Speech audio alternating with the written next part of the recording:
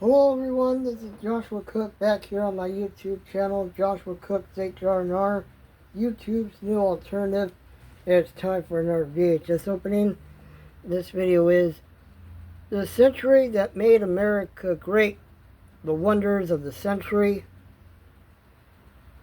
This is the only one that I have. The other two volumes were extremely moldy. If you saw the VHS finds video I did,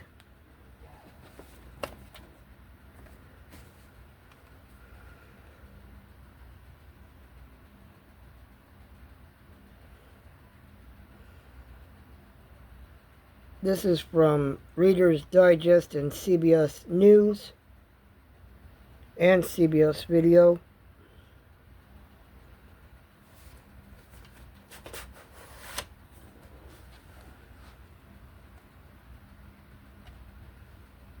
Print date on here is July 19th, 1997. Alright, hope you folks enjoy. Here's The Wonders of the Century.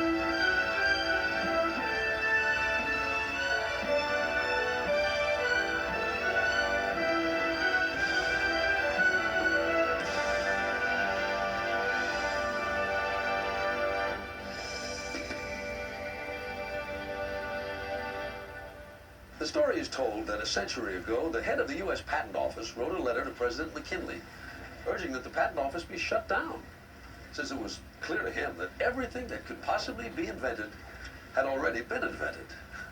Well, thank goodness the President had the good sense not to take that recommendation. For at that very moment, the world stood on the brink of an explosion of invention and technology that has touched almost every aspect of our daily lives. And it was America the creative, America the inventive, that led the way. In the hour ahead, we'll first revisit the America of 100 years ago through some rare and remarkable early films, photos, art, and illustrations.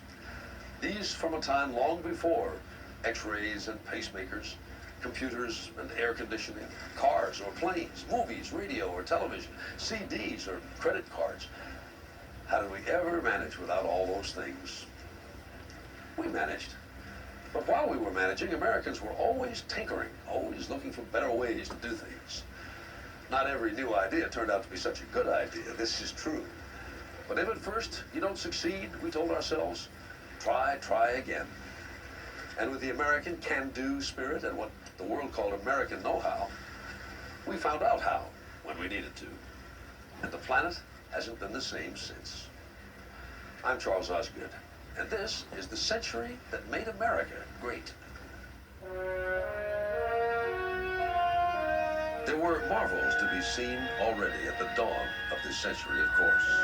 But in many ways, and in most places, 1900 looked pretty much like 1800 or 1700. Power still meant muscle power, mostly. Few Americans had electricity or even knew much about it. There were 76 million of us in 1900, and most of us living unconfined lives out of the country, as did Buffalo Bill there in Wyoming.